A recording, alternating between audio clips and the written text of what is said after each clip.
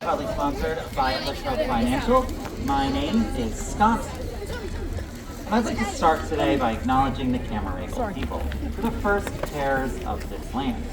For tens of thousands of years, First Nations people have understood that relationship between the land and wildlife.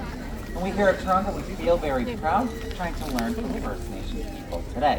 Because it doesn't really matter where you're from or where you live. Every day there's that chance to see and connect with some remarkable birds that are all around us. All you have to do is look up. And while we're spending our time looking up, many of these birds, they're spending theirs looking down. And they're all searching for their own opportunity to have a feed. An emu egg can be the ultimate prize for Australia's third largest hawk, a bird that's known as the black-breasted buzzard. And this one's name is Waru. Now, even with Waru's really impressive beak and feet, he does need a little bit of help to get inside the thick shell of an emu egg. But luckily,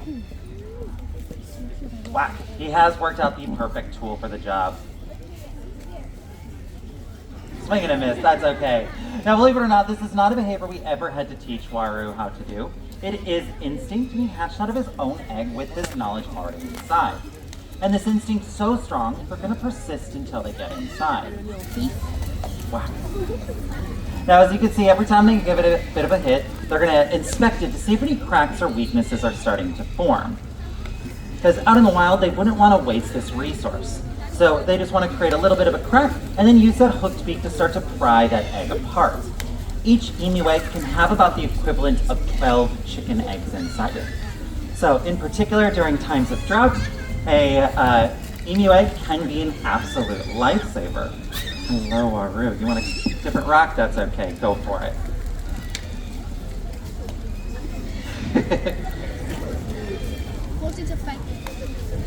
Go. Like I was saying, it can be an absolute lifesaver, especially in times of drought. They're quite a large bird, but they're not actually a very powerful predator. So they're going to want to really savor everything that they got inside of there. A couple more hits in that spot, Waru, and you're probably going to be inside. As you can tell, this is probably tell it is not a real emu egg. There you are, Waru. Good job. It is one that we have made and had 3D printed. So that way, because if it was an actual emu egg, we'd be out here for quite a long time. And we've got some other birds I'd like to show you today. Now, we tend to associate a lot of tool use like that with humans and many other primates. So I think it's really cool to see a bird like Waru achieve their goal today. And it goes to show you that you might just have a little bit more in common with birds than what you first thought.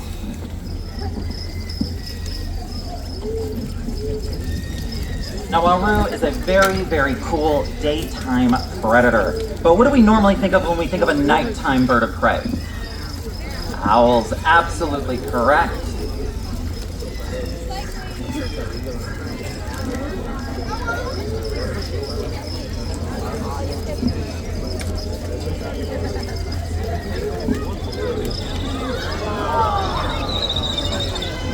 Now, if you've ever had that feeling that you're being watched, just have a look up. It might just be an owl. You might not always see them, but they can probably see you. That could be out in the country, or even right here in the city.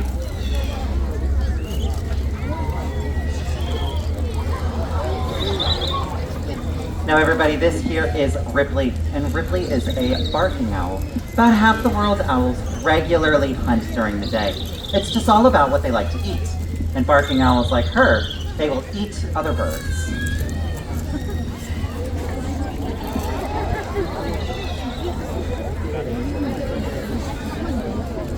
And when they use a really nice, powerful beak, they can even take down prey which is larger than themselves.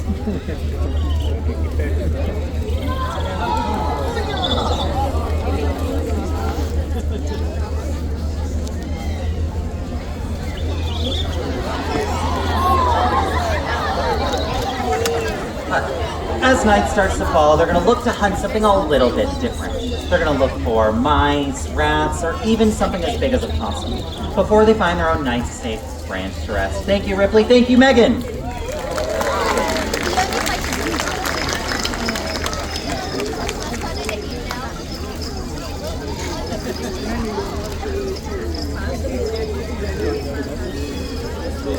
You don't want that.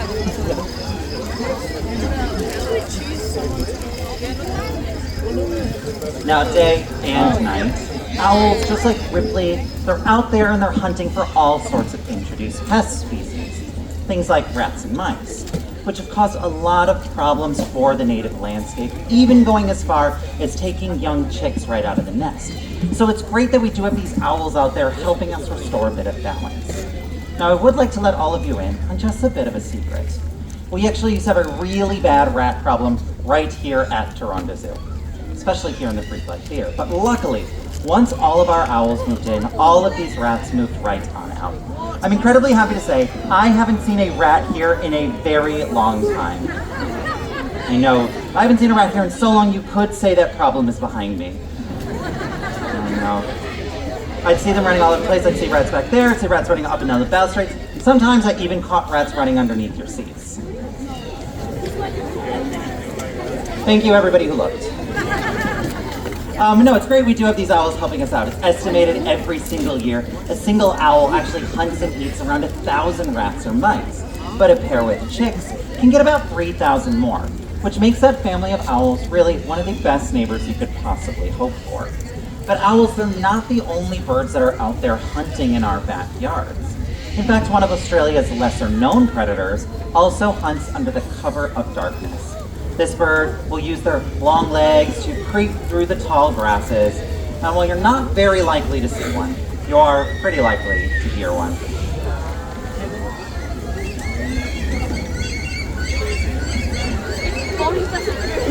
It's a pretty cool call right now. Everybody, this here is Uma, and Uma is a bush stone curlew. And as a curlew, even though she is perfectly capable of flight, she is a ground-dwelling, ground-nesting bird, willing to build her home in open plains, woodlands, or, depending where you are in Australia, sometimes even close to people. Now, if you are lucky enough to catch sight of one of these birds, they're likely standing completely still or even lying flat to the ground, and they're using these beautiful feathers of theirs to help themselves camouflage in plain sight. It's a great way of avoiding predators, especially a lot of our natives, things like wedge-tailed eagles. But a lot of introduced predators, things like foxes or even our cats and dogs, have caused their numbers to drop dramatically. Curlews like her, they used to be widespread and common across Australia, even right here in Sydney. But nowadays, they're actually considered to be threatened in most states. So one of the things that we can do every single day to help out not just the bush-stone curlew, but many other natives can just be as easy as bringing our dogs and cats inside at night. Could be the turning point needed to help out in their fight for survival. But all the birds we've seen so far today, they've all been Australian natives. But there is an exotic species you don't have to travel very far to see, because this bird's actually done all that work for us. They've jumped on boats alongside people, and they allow us all to have our own everyday connection. Thought the last couple birds were cool. Wait until you meet the chicken.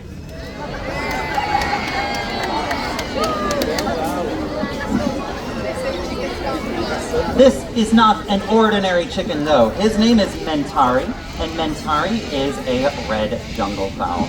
And as a red jungle fowl, they're one of the ancestral species for all of our modern day chickens. They're originally from Southeast Asia and have boasted a connection with people for over 8,000 years. Nowadays, chickens have become so incredibly important to people. They've made their way into our religions, our rituals, cultures and customs, and even our everyday language. So maybe you are a little bit like Mentari here. You like to stand up and you want to rule your roost. Or perhaps you are a bit of a mother hen and all of your chicks, they're getting ready to fly the coop. Or perhaps you are a bit like me, the kind of person who's got a little bit of a tendency to put all of your eggs into one basket. Really, you don't have to leave your backyard to experience that everyday connection. Thank you, sir.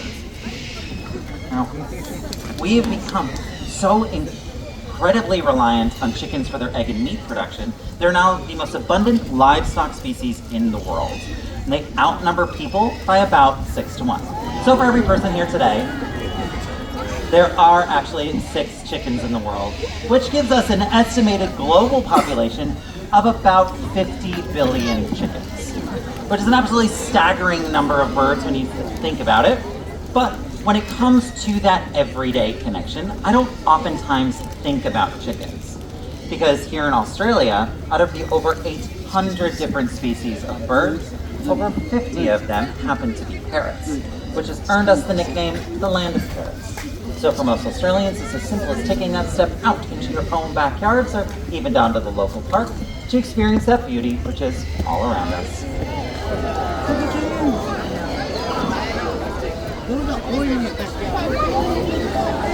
Yeah, you can see them drinking from my water. They're loud and they find their way to the top. No, like they're quite interesting. I have a those water fountains.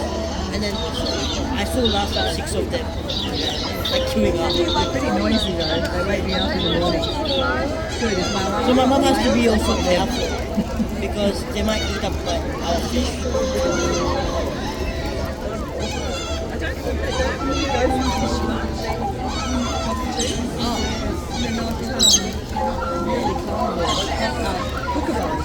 Oh yes, I have a lot of them coming.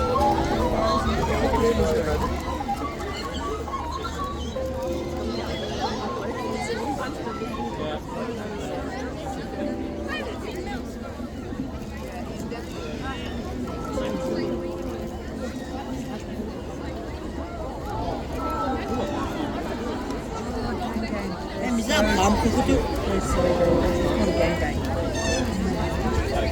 And it's a type of cockatoo. But is it like also named a palm? As we've been expanding our towns and our cities, we're making a lot of changes to the landscape, and unfortunately, not all bird species have been able to quickly keep up with all of this human impact. Many bird species, just like this beautiful red-tailed cockatoo. Now, historically, they've learned to rely on old tree hollows to build their nests. Tree hollows can provide that really nice, secure place where they build their homes, raise their chicks, lay their eggs, and ultimately it gives them that place where they can thrive as a species.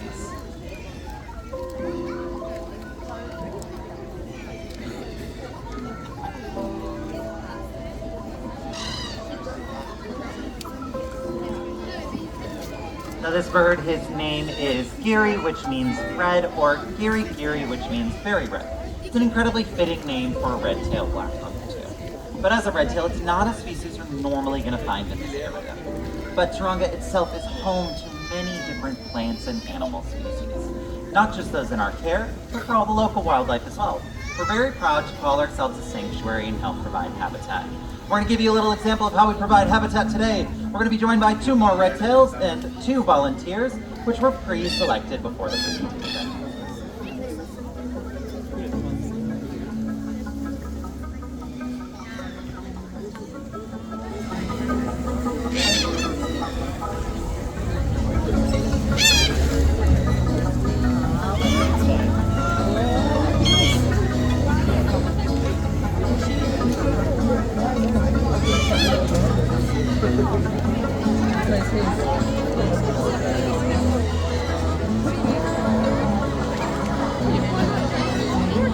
Now these two, they do look a little bit different than Geary, and that is because they are females. But just like Geary, their names have meaning. Their names are Manitoka and Pakia. We gave them those names from types of plants you're going to find in their environment. It's a really great example of that important connection between the land and its wildlife.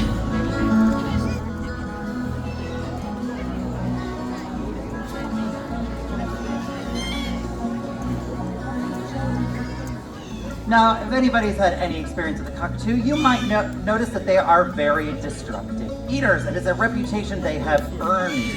But what they are really doing as they're eating is they're letting seeds fall to the ground. That allows plants and all other kinds of trees to grow and really allows those habitats to flourish. Now, a moment ago, I mentioned tree hollows. But a hollow that's large enough for a bird this size can actually take around 150 to even close to 200 years to form. With most of Australia's forests being newer growth, this does mean that real estate is becoming increasingly difficult for them to come across.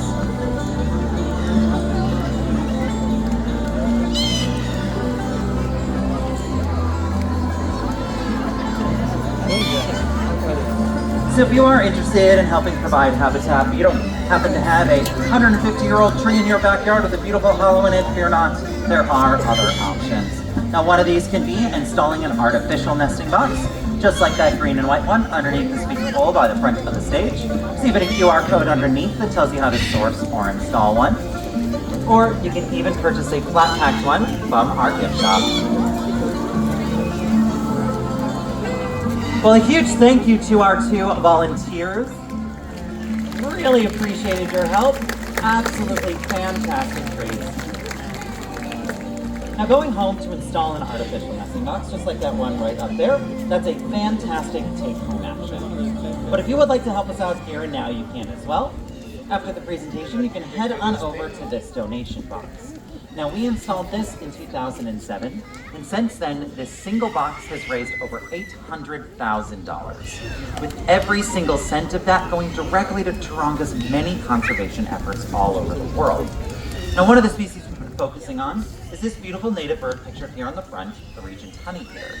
They used to number in the tens of thousands. Sadly, it's estimated there are just over 200 in the wild today. So if you look around this theater right now, there are more than 200 people in this theater right now than there are regent honeyeaters in the wild. So every single year we're aiming to breed and release these birds back out into the wild, as well as planting thousands of native trees to make sure that they have a habitat to return home to. And that's actually how we got our start with our sponsor, Latrobe Financial.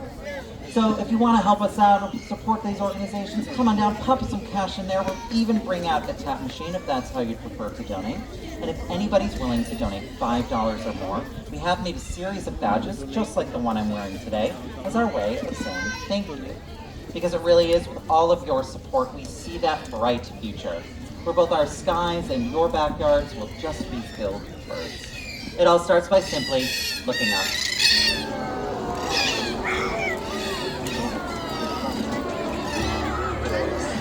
Thank you all so much for coming out this morning. We really appreciate it. Please enjoy the rest of your day, and we'll see you next time. Bye for now.